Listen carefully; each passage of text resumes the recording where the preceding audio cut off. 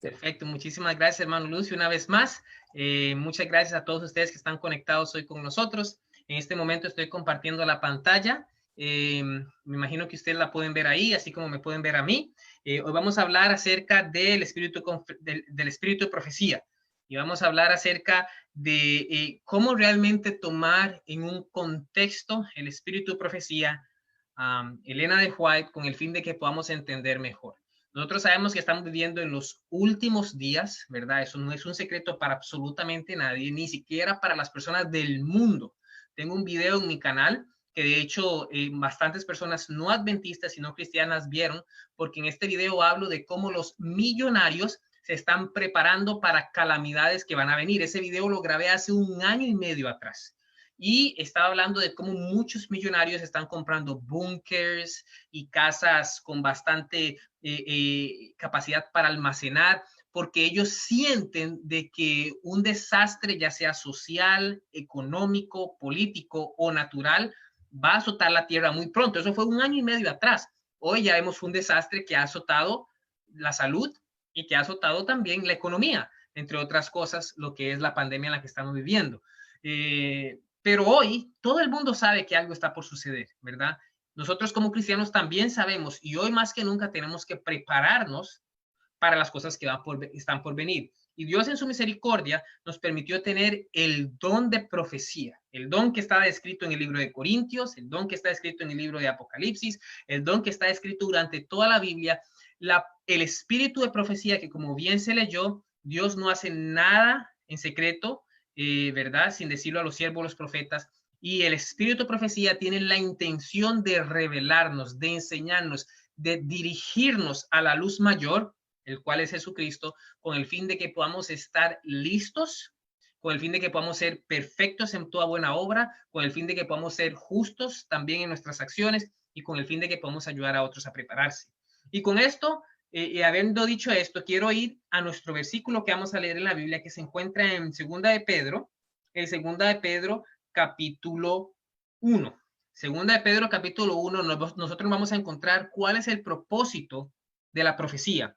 Porque aunque hoy vamos a hablar netamente del espíritu de profecía, aunque hoy vamos a hablar de cómo entender mejor a Elena de White, o el espíritu de profecía, sus escritos, aunque hoy aunque hoy vamos a hablar de algunos principios básicos que nos van a ayudar a entender el espíritu de profecía, para no tergiversar sus escritos, para no sacar fuera de contexto sus ideas o lo que ella quiso decir.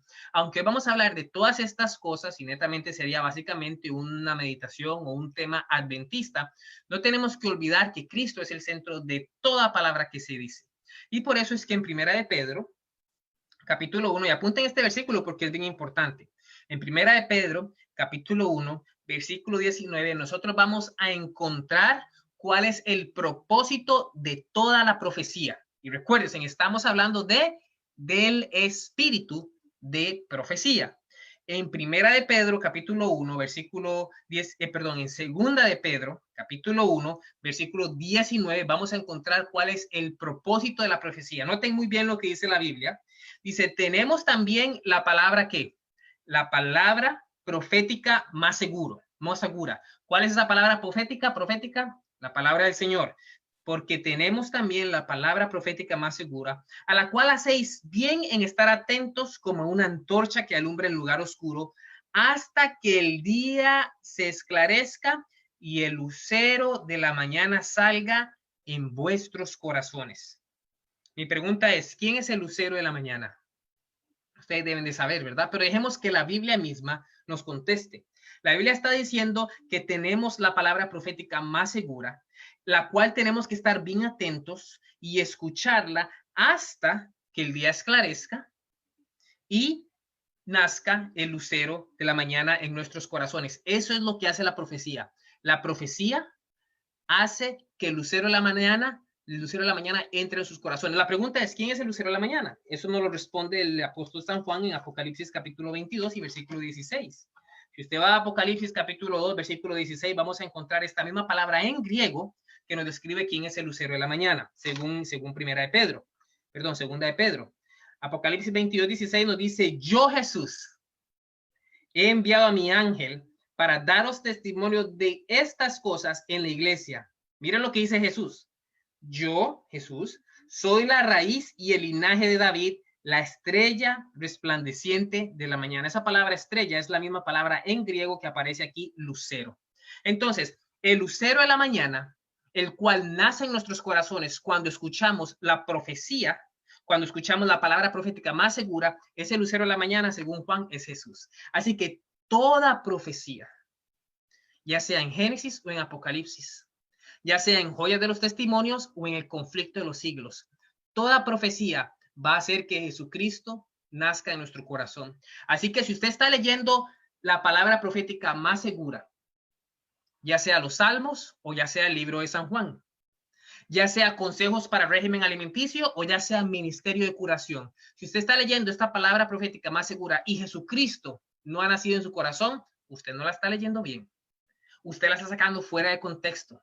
Usted no la está entendiendo. Algo hay errado, porque la intención de toda profecía, desde Génesis a Apocalipsis, desde patriarcas y profetas al conflicto de los siglos, la intención de toda profecía es que Jesucristo, la estrella de la mañana, el lucero de la mañana, nazca en nuestros corazones. Y por eso es que ese tema es bien cristocéntrico, porque esa es la intención. Antes de empezar con nuestro estudio, oremos una vez más. Querido Señor, muchas gracias por su palabra. Muchas gracias, Señor, por este lucero de la mañana que tiene que nacer en nuestros corazones, el mismo Cristo. Ayúdenos, Señor, a ser como Él. Y mientras que estudiamos, ayúdenos, Señor, que nuestra actitud pueda ser diferente y que Cristo pueda nacer en nosotros, que le amemos más, que nos entreguemos a Él y que por ende podamos salir a esparcir las nuevas de la salvación. Perdona nuestros pecados y ayúdeme, Señor, para explicar de una manera sencilla, simple, pero llamativa las verdades, Señor, con respecto al Espíritu y profecía. En el nombre de Jesús. Amén. Ok, mis hermanos y mis hermanas, vamos a empezar en nuestro tema entonces y hoy vamos a hablar un poquitito de algunos principios básicos para poder entender mejor el espíritu de profecía, para entender mejor sus escritos, para entender mejor sus ideas, lo que ella ha escrito, porque como bien dijo el hermano Lucio, es bien importante que nosotros entendamos el espíritu de profecía y ya vamos a ver por qué. Estamos viviendo en los últimos días y Satanás quiere desecharse de toda palabra profética más segura para que Cristo no nazca en nuestros corazones. Y por eso es que tenemos que estar bien atentos, estudiando y entendiendo los tiempos en los que estamos viviendo, porque Pablo dijo que los tiempos son malos. Tenemos que estar con los ojos bien abiertos, bien despiertos, estudiando de día y de noche y predicando el mensaje que Dios nos mandó a dar. El problema es que muchos de nosotros estamos completamente distraídos de la palabra profética más segura. Estamos completamente fuera de lo que el Señor quiere, ya sea a través de la televisión, a través de la música mundana, ya sea a través de actos pecaminosos como la pornografía y la masturbación. Y sí, muchos miembros de la iglesia participan en estas cosas, o ya sea a través de las redes sociales. Algunos otros están estudiando, pero la sierva del Señor dice que se van al extremo y usan la palabra profética más segura fuera de contexto, ya sea para acribillar, ya sea para criticar, ya sea para atacar, ya sea para acusar. Entonces, tenemos que encontrar el balance correcto y tenemos que entender realmente qué es lo que Dios está diciendo en su palabra profética más segura. En este tema, hablando específicamente de los escritos de la sierva del Señor. Y por eso es que tenemos que entender primeramente, y esto no está ahora sí, por eso es que tenemos que entender primeramente cuáles son los propósitos de los testimonios. Y cuando usted escucha la palabra testimonios, para los que no saben, testimonio es, por así decirlo, un sinónimo del espíritu de profecía. Es un sinónimo de los escritos de Elena de White. Simple y sencillamente es un sinónimo de todas las cosas que ella escribió y que han sido publicadas. Cuando ella habla de sus propios escritos, cuando Elena de White habla de lo que ella escribió, ella se refiere a los testimonios, ¿verdad? Porque es el testimonio de Jesús, a la ley y a los profetas. O dicen algunas versiones a la ley y al testimonio. Entonces, cuando ella habla o cuando ella se refiere a los testimonios, no se está refiriendo a mi testimonio personal como Esteban Beckford, no se está refiriendo al testimonio personal del hermano Francis o del hermano Lucio, está refiriendo a lo que ella escribió, a los testimonios de Jesús, a sus escritos. Entonces, habiendo dicho esto y entendiendo la palabra testimonios, ¿cuál es el propósito de los testimonios? ¿Cuáles son los propósitos de los escritos de la sierva del Señor? Y la verdad es que ella misma lo responde. Ella dice en el libro de Evangelismo, página 190, la palabra de Dios es suficiente para iluminar la mente más entenebrecida. ¿Necesitábamos otro profeta?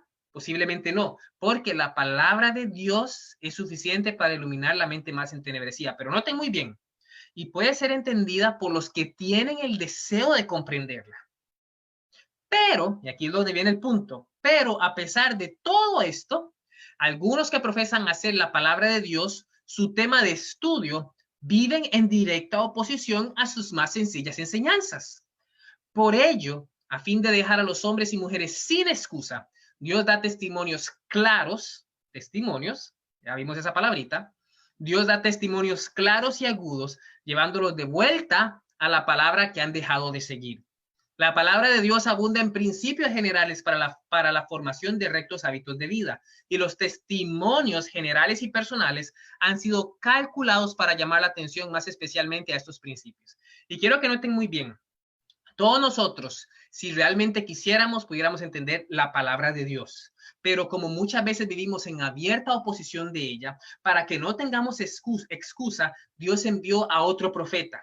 Dios envió los testimonios, Dios envió los escritos de la sierva del Señor, de Elena de White, para que nosotros no tengamos excusa y podamos ver de una manera más sencilla y más clara que las enseñanzas de la Biblia. Un ejemplo, mucha gente anda diciendo el tema de vivir en el campo. Y ahora es un tema que se encendió. Vivir en el campo. Ustedes saben que hay muchas personas que creen que la vida en el campo no está en la Biblia. Creen que Elena de White se lo inventó. No es correcto, porque según ella, todo lo que ella escribió nos lleva a la Biblia. Significa que la vida del campo tiene que estar en la Biblia. No vamos a hablar de eso, pero ustedes pueden ver los temas que tengo en mi canal. Ahí hablamos de la vida en el campo desde la Biblia. Mucha gente habla del tema de la alimentación o el ser vegetariano o el ser, es como se le llama hoy, plant-based diet o una dieta basada en plantas. No está en la Biblia. Elena de White se lo inventó. No, mi hermano, está en la Biblia. Todo lo que ella escribió nos lleva a la Biblia. Eso es lo que ella está diciendo ahí. Y no solo eso, nos deja sin excusa. Y de una manera sencilla y clara nos muestra lo que el Señor ha escrito. Y noten muy bien la última parte. Ella dice que los testimonios generales, lo que ella escribió de una manera general, y los testimonios personales. Y eso es importante porque hay muchas personas que dicen que las cartas que ella escribió no fueron inspiradas. Y leen, por ejemplo, Eventos de los Últimos Días, que es un libro, una recopilación, vamos a hablar de eso en un momento, o leen tal vez Hogar Cristiano, que también fue una recopilación, o Conducción del Niño, son recopilaciones. Vamos a hablar de eso en un momento. Y ellos dicen, oh, esto es una carta, esta cita es una carta, significa que no puede ser confiada, es algo personal, es algo que no está inspirado. Yo me pregunto, bueno, Timoteo fue una carta de Pablo a Timoteo. El libro de Tito fue una carta de Pablo a Tito. El libro de, ¿qué más? El libro, en realidad, casi todo el Nuevo Testamento fueron cartas. Sí, es cierto, algunas cartas fueron a las iglesias, como por ejemplo Corintios, como por ejemplo Romanos, fueron cartas de Pablo a las iglesias, fueron cartas generales. Pero hay cartas que usted encuentra personales, como por ejemplo Timoteo. Usted encuentra dos cartas cartas personales que Pablo escribió a Timoteo. ¿Son inspiradas, sí o no? Usted encuentra Tito, usted encuentra Filemón. Todas estas son cartas personales que Pablo escribió a estas personas. Y por eso es que ella dice que los testimonios generales y testimonios personales han sido calculados para llamar la atención más especialmente a estos principios. Así que tengamos mucho cuidado con decir que hay algunas partes menos inspiradas que otras. ¿Ok? Vamos a hablar de algunos principios importantes, pero nunca piense que hay algunas partes menos inspiradas que otras, simple y sencillamente porque fueron cartas y porque fue escrito a una persona específica. Porque si pensamos de esa manera, estaríamos metiendo en problemas el libro de Timoteo, el libro de Filemón y el libro de Tito, que están en la Biblia también. Pero bueno, basado en esta cita, nosotros nos podemos dar cuenta entonces que lo que hace el espíritu de profecía, lo que hacen los escritos de la sierva del Señor, lo que hacen los escritos de Elena de White, simple y sencillamente es como una lupa que nos ayudan a entender mejor la Biblia. Eso fue lo que ella dijo, ¿verdad?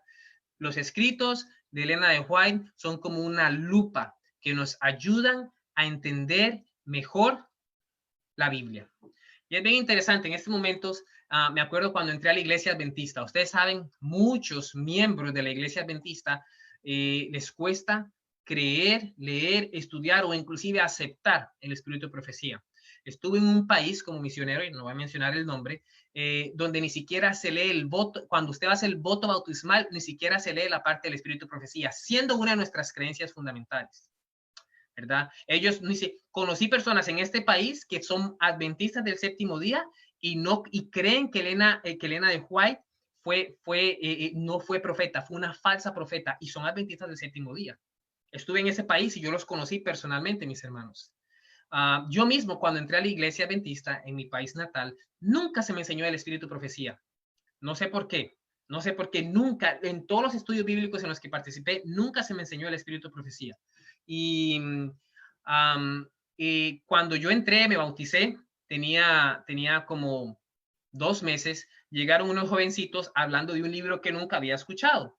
Me parece que era Conflicto de los Siglos o un libro de estos que hacía referencia a los últimos días. Y yo me asusté, yo dije, ¿quién es ella? Y me dijeron que era Elena de White. ¿Quién es Elena de White? Tal vez es la presidenta de la iglesia, no sé, yo en ese tiempo no sabía, eso fue hace 8 años atrás. Me dijo, no, ella es la profeta de Dios. Yo, ¿cómo una profeta? No es suficiente con la Biblia. Y ustedes saben, yo casi abandono la iglesia porque pensé que los adventistas eran locos porque creían en una mujer que había fallecido, que estaba descansando. Yo casi me salgo de la iglesia, pero Dios a través de su Santo Espíritu me dijo, porque Dios me dijo que la iglesia adventista era la verdadera, a través de su Santo Espíritu. Y él me dijo, ¿por qué usted no va y lee un libro de ella y ver si ella es falsa de verdad? Y eso fue lo que hice, mis hermanos. Y desde que yo empecé a leer los escritos del Espíritu de Profecía, mi vida cambió completamente. ¿Por qué? Porque pude entender mejor la Biblia, lo que me hizo entender mejor el carácter de Cristo. Pero mis hermanos, realmente es una tristeza saber de que sí, hay muchos pastores, hay muchos laicos, hay muchas personas dentro de la iglesia haciendo una fuerte oposición al espíritu de profecía. Vamos a ver algunos ejemplos de por qué es esto, pero esto es una realidad. Pero el espíritu de profecía, el propósito más importante, simple y sencillamente más importante y más primordial, es hacer que podamos entender mejor la palabra del Señor. Y es muy importante que nosotros tengamos esto en cuenta. Así que aquí está. Nosotros podemos tomar sus escritos, como dije al principio, y rechazarlos completamente. O nosotros podemos tomar sus escritos y tergiversarlos de tal manera que realmente sus escritos vengan a ser mucho oprobio para muchas personas. Quiero contarle también una experiencia que pasó hace unas semanas atrás. Algunos de ustedes lo han escuchado, especialmente los que viven aquí en los Estados Unidos, al famoso, y lo voy a decir por nombre porque es público, pero al famoso Jeff Pippinger. Él hace poco publicó un estudio, según él, basado en la Biblia y basado en el espíritu de profecía, donde decía que en muy poco tiempo, dio la fecha exacta, no me acuerdo la fecha, pero en muy poco tiempo iba a haber una bomba atómica iba a ser tirada por un grupo islam aquí en Nashville, 2 horas de donde yo vivo, la capital de Tennessee. Claro, esto creó una gran controversia, puso al adventismo otra vez mal, como fanáticos, ¿verdad? El hombre publicó su estudio y bueno, él es famoso ya por decir fechas. Él dice que Jesús va a venir en el 2031 y todo esto lo saca, según él, del espíritu de profecía. Este es un ejemplo claro de cómo nosotros podemos usar el espíritu de profecía fuera de contexto para llegar a nuestras propias conclusiones. Eso lo ha hecho muchas personas. Eso lo ha hecho muchas iglesias, sacando la Biblia fuera de contexto para decir que la jeringosa, el bla, bla, bla, bla, bla, bla, es hablar en lenguas.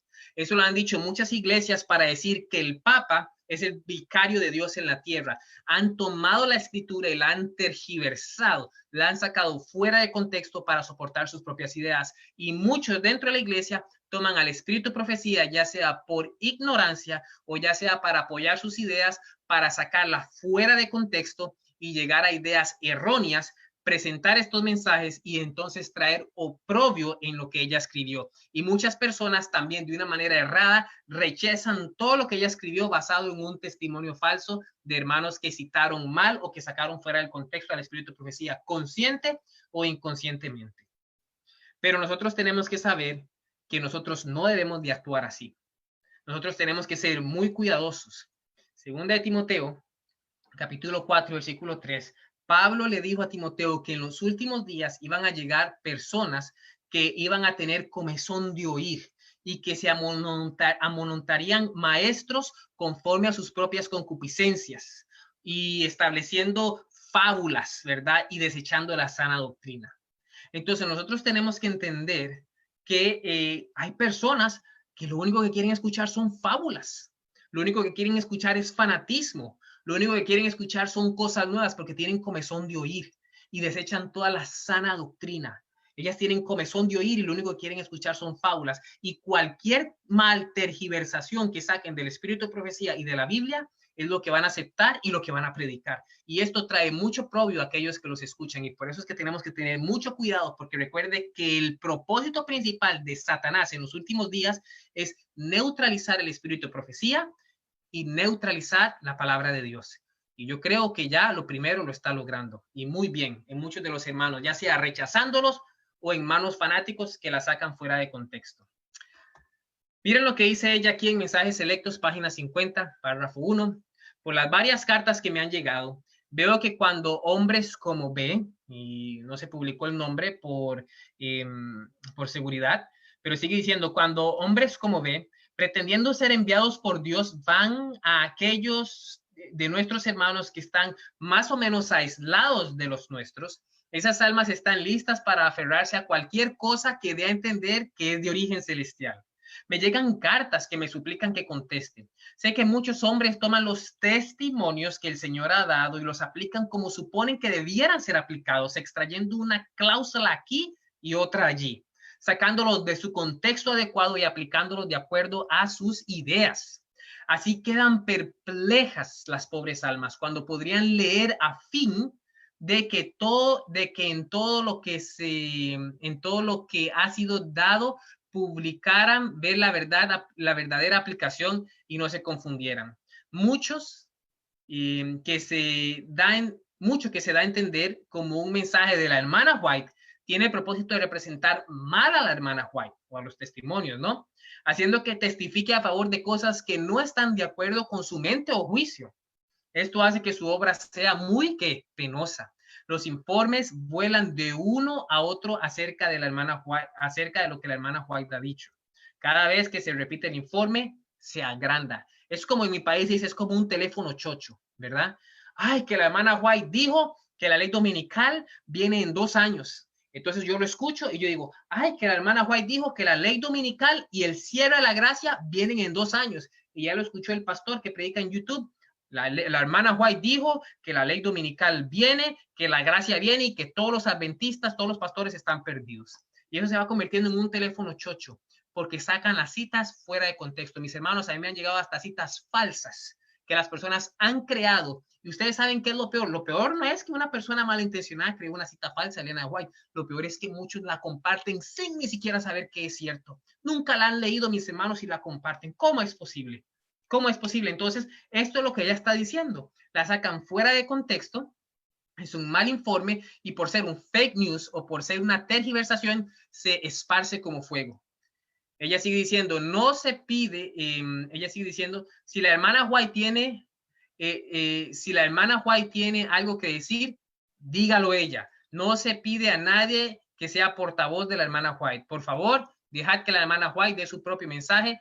Vendrá mejor de ella que de alguien que informe de su parte. Y eso es lo importante. Nosotros tenemos que leer y no decir que fulano me dijo que hay una cita. Nosotros la leemos, la estudiamos y analizamos el contexto basados en las reglas que estamos por compartir hoy. Así que, mis hermanos, esto es muy importante. Está pasando mucho de esto en los días de hoy y tenemos que ser muy cuidadosos. Pero bueno, sin más introducción, entremos en algunos puntos o reglas básicas que nos van a ayudar a entender mejor el espíritu de profecía. Y el primero es básicamente lo que todo el mundo sabe y la misma regla que se aplica a la hermenéutica bíblica, o por así decirlo, al estudio e interpretación de la palabra de Dios. Y el primero es el contexto general. Eso es muy fácil, muy obvio, pero aunque obvio, muchas veces las personas se olvidan. Nosotros tenemos que tomar en cuenta todo lo que la profeta ha dicho en el tema de discusión antes de llegar a una conclusión. Y hay muchas personas que no hacen esto, ya sea por falta de conocimiento o por conveniencia propia, porque ellos ven un tema como lo quieren ver y lo que hacen es que buscan citas que aporten o que soporten su propia idea que está en su mente. Voy a darles un ejemplo. Voy a darles varios ejemplos. Por ejemplo, Voy a dar un ejemplo con respecto a la conveniencia propia. La Biblia nos dijo claramente, muy claramente, que nadie sabe ni el día ni la hora en el que Cristo va a venir. Pero bueno, ¿qué pasa si a mí me gustan las fábulas y tengo comezón de oír y yo quiero ser animado, extasiado en cuanto es referente a la fecha al venir la fecha del Señor? Yo voy a al espíritu profecía y agarro todas las citas que hablan de los 6,000 años, agarro todas las citas que ella habla de alguna fecha y las pongo juntas y predico: Jesús sí puede venir y nosotros podemos saber la fecha, ¿verdad? Pero todas las citas donde ella dice que nadie sabe la hora, todas las citas donde ella dice que en los últimos días se levantarán fanáticos y apóstatas diciendo y declarando de la venida del Señor, todas las citas donde ella dice que no hay tiempo definido ya, ni profecías futuristas, todas esas citas las ponemos de lado. O lo que hacen algunos, las explican con su explicación fuera de contexto. Entonces, por conveniencia propia, agarro lo que me conviene y eso es lo que tomo. Y lo que no me conviene, no tomo. Hay otro grupito de personas que dicen, bueno, a mí me gusta mucho la carne, ¿verdad? Me gusta mucho el pescado, me gusta mucho el pollo, ¿verdad? Pero yo creo en el espíritu de profecía. Yo creo que la justificación por la fe. Claro que sí. Yo creo en el hogar cristiano y todas estas cosas, pero lo que habla de salud, lo que habla de comer carne, eso ya no. Ella no estaba inspirada ahí. Esos son opiniones personales, conveniencia propia. Hay otras personas que por falta de conocimiento no tienen un contexto general. Y les voy a dar un ejemplo. La famosa vida en el campo. Me ha tocado predicar algunos temas con respecto a la vida en el campo y como predicador y sabiendo que va para las redes sociales y que muchas personas pueden verlo y muchos pueden debatir, me tocó revisar casi, o por lo menos la mayoría de todas las citas que encontré con respecto a la vida en el campo. Fui a revisar todos los libros donde ella habla de vivir en el campo, eventos de los últimos días, la parte de evangelismo, la parte de libre evangelismo, conducción del niño, hogar cristiano, por supuesto el libro de la vida al campo. Y yo revisé todas estas citas y no solo eso, sino que fui a los escritos de Elena de White y puse la palabra como montaña, puse la palabra campo, puse la palabra ciudad, puse la palabra ciudades, puse la palabra grandes ciudades para entender un concepto, un contexto general amplio de lo que ella está diciendo, lo que ella está queriendo decir con respecto a la vida en el campo. Muchos hoy creen que vivir en el campo es desconectarse completamente de la sociedad, desconectarse completamente y renunciar de su trabajo e irse a una montaña y vivir como un ogro, completamente errados. Han leído algunas citas del espíritu de profecía y la han sacado fuera de contexto, porque no han leído las demás citas que ella habla con respecto a la vida en el campo y no tienen un contexto general de lo que significa la vida en el campo en el espíritu de profecía. ¿Entienden el punto? Nosotros tenemos que investigar todo lo que ella ha dicho con respecto al tema. ¿Ok? Miren lo que ella dice aquí. Los testimonios mismos serán la clave que explicará los mensajes dados a medida que se explique un texto con otro. Y este realmente es una tarea que les quiero dar para entender un poquitito de la hermenéutica del espíritu de profecía. Ustedes tienen que leerse aquí esta sección de mensajes selectos donde ella habla o donde se recopiló, ¿verdad? Las informaciones del espíritu de profecía. Ahí está, página 47. Ustedes van a ver la sección que ella habla ahí con respecto de cómo deben de usarse los testimonios. Entonces, una vez más, nosotros tenemos que tener el contexto amplio del tema que se está tratando. Si usted está investigando acerca de los 144,000, usted no puede leer solo una parte, usted tiene que leer todo lo que ella está diciendo. Yo les voy a dar un tip y una de las cosas que yo hago es que yo voy a la página de web aquí, ustedes pueden verla ahí, de egwritewritings.org, y ustedes tienen acceso a todo lo que ella ha publicado o lo que ha sido escrito, ¿verdad? En todos los idiomas. Y eso es un punto de lo que vamos a hablar ahí. Ustedes pueden ver ahí, y yo les voy a mostrar con este láser. Ustedes pueden ver aquí en esta parte cómo yo puse sello de Dios. Y entre comillas, significa que me van a dar todas las citas donde ella habla, donde ella usa la palabra sello de Dios. Ustedes pueden ver aquí que en todos los libros en español hay 114 citas. Entonces, si usted quiere saber sobre el sello de Dios, no lea solo una cita, no lea solo 2 citas. Vaya, y con la tecnología que tenemos hoy, antes había que estudiar libro tras libro y ver los índices en las páginas y leer todo el libro para ver qué ella decía. Hoy usted puede con la tecnología ir y buscar su tema específico, leer todas las citas y tener un concepto amplio un contexto amplio de lo que significa el sello de Dios. ¿Están entendiendo el punto? Pueden hacer esto, por ejemplo, puede usar variaciones. Yo puse sello de Dios, pero usted puede poner, tal vez ella se refirió como no sé, puede usar variaciones como tal vez el sello del Altísimo, o solo poner la palabra sello. Entonces, como yo lo hice con la vida del campo, yo básicamente vine aquí, vamos a ir un poquito más cerca, si usted ve, yo vine aquí, puse campo, puse ciudad, puse grandes ciudades y empecé a leer las citas que me hacía aquí. Y leía la cita, párrafo con su párrafo anterior, su párrafo después, para tener un contexto. Y leía más si era necesario. Pero a eso me refiero con tener un contexto amplio del tema que se está tratando. Si yo solo leo una cita, mis hermanos, usted no va a entender absolutamente nada. Me pasó algo muy interesante también hace poco tiempo atrás. Estaba compartiendo uno de los videos que estaba compartiendo de Doug Batchelor con respecto a cómo Lucifer, cómo el origen del mal, ¿verdad? Es decir, cómo Lucifer, siendo un ángel excelso, se convirtió en Satanás, ¿verdad? El pastor Doug Batchelor está hablando de eso, lo compartí en un grupo de WhatsApp para que las personas lo pudieran ver, y un hermano, no sé si era hermano o una persona, bueno, se imagino que era un hermano adventista, me dijo que ese era un mensaje que no era relevante, que no era verdad presente. Y yo dije, ¿cómo no es verdad presente? ¿Por qué no? Yo le contesté. Y me dijo, porque eso no es verdad presente, eso es leche. Nosotros no necesitamos eso, nosotros necesitamos otras cosas, necesitamos carne espiritual. Y yo le dije, ¿por qué dice usted que es leche?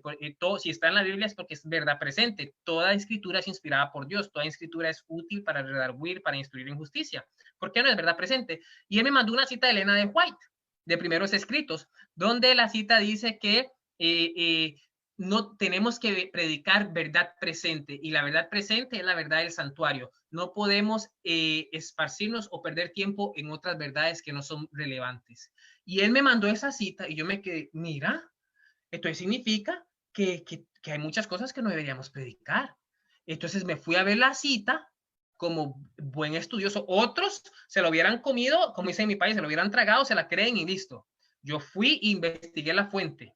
Y cuando leí la fuente me di cuenta que era completamente fuera de contexto. Yo le dije al hermano y el hermano no quiso creer. Ella estaba hablando de la confusión que había en 1844 cuando ellos no entendieron el tema del santuario, ¿verdad? Y pues bueno, ese es otro tema. Entonces, en cositas simples como esta, podemos ver cómo distorsionarnos. Este hermano rechaza partes de la Biblia, porque en su mente eso no es verdad presente, es todo lo que venga del santuario, la ley dominical, el sello de Dios, eso sí es verdad presente, pero otras partes de la Biblia la rechaza, como la justificación por la fe, mi hermano, eso es muy peligroso. El tema de la vida en el campo la rechaza, entre otras cosas, no la rechaza porque no son verdad presente, basada en una mala tergiversación, un mal entendimiento de la cita. Pero bueno, sigamos aquí porque el tiempo avanza. El segundo principio básico que vamos a entender es que tenemos que entender el contexto directo histórico, ¿verdad? Cada cita debe ser entendida, perdón, y eso está parece que en inglés, pero cada cita debe ser entendida en su contexto cultural, o me comí una O, en su tiempo, lugar y circunstancias deben de ser estudiadas para entender bien la cita. Entonces, se tiene que entender en qué momento ella lo escribió, tiene que entender en qué lugar estaba, cuáles fueron las circunstancias. Eso es lo que hacemos con la Biblia. Cuando nosotros hacemos eso, tenemos un entendimiento mejor.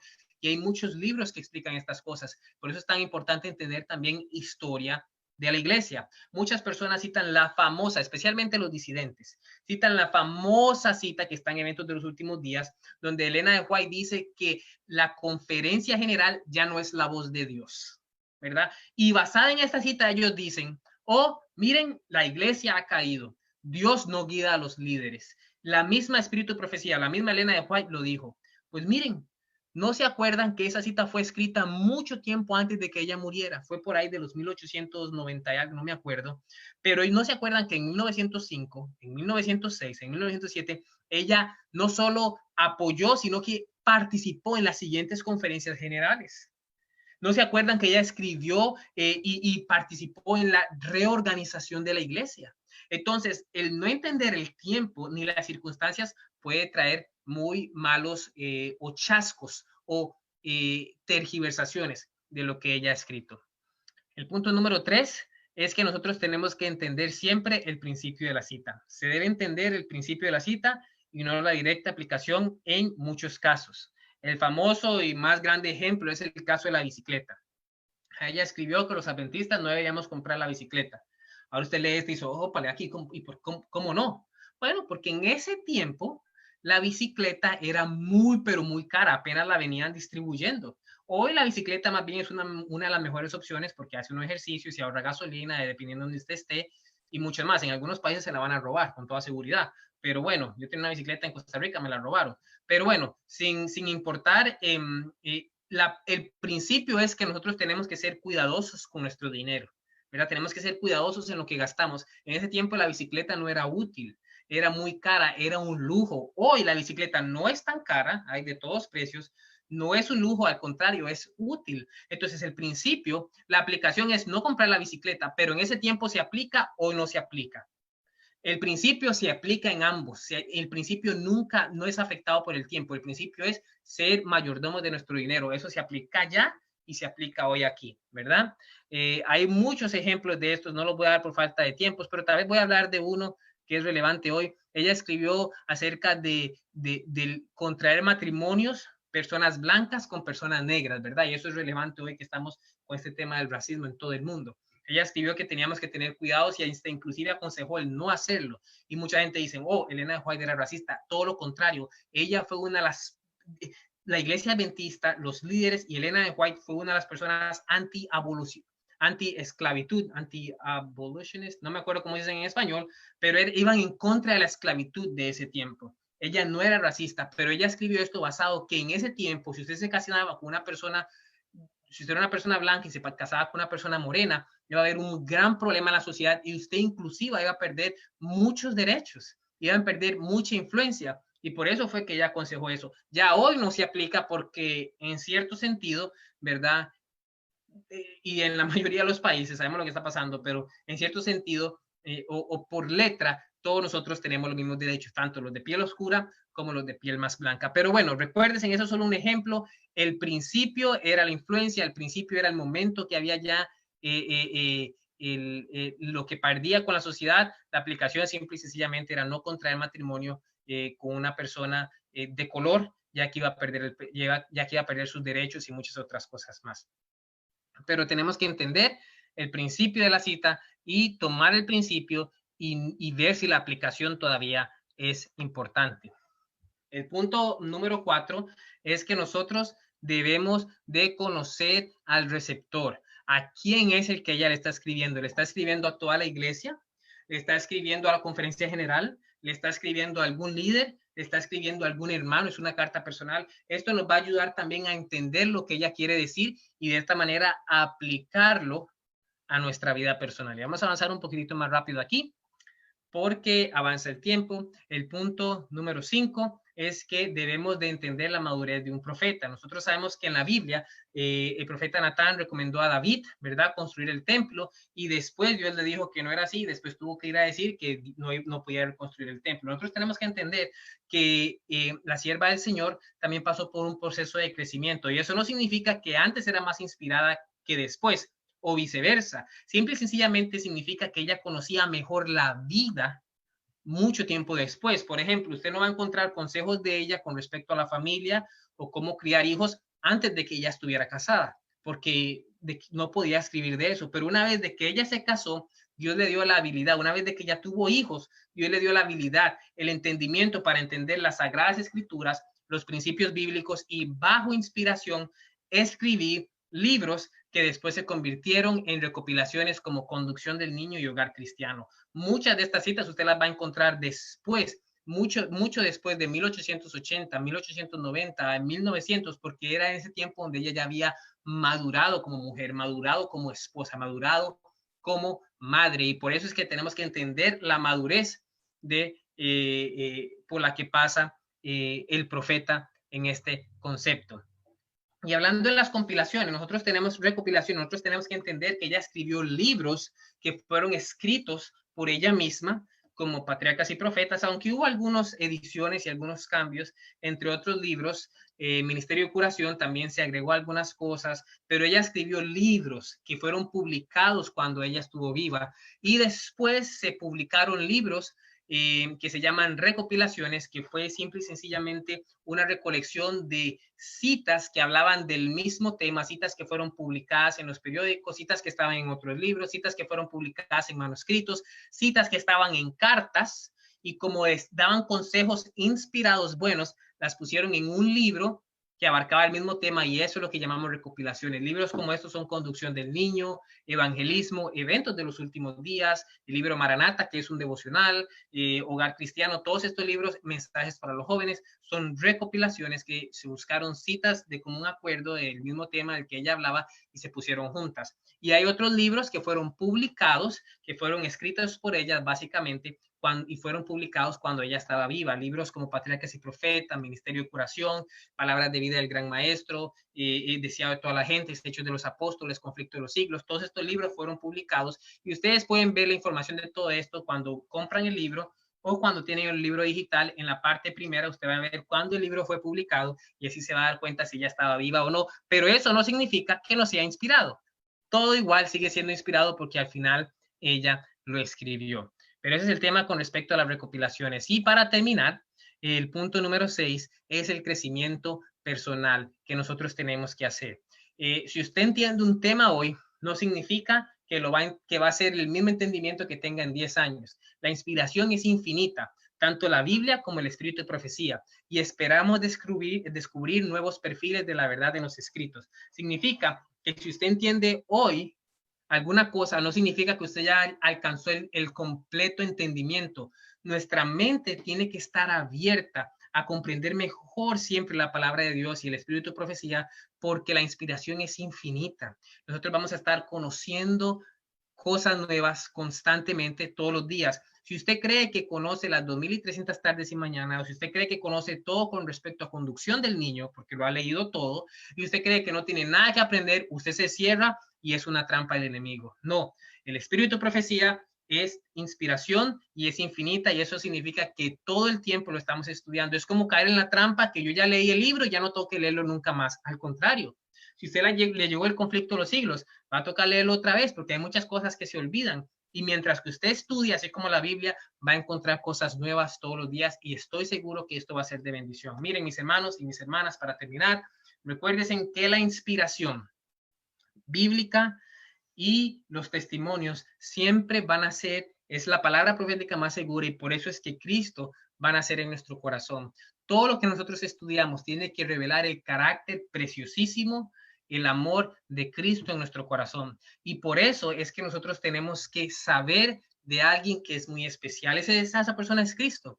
Y en este momento quiero invitar a mi esposa para que ella comparta el especial con nosotros. Ella va a cantar un especial muy lindo que se llama Yo sé de alguien.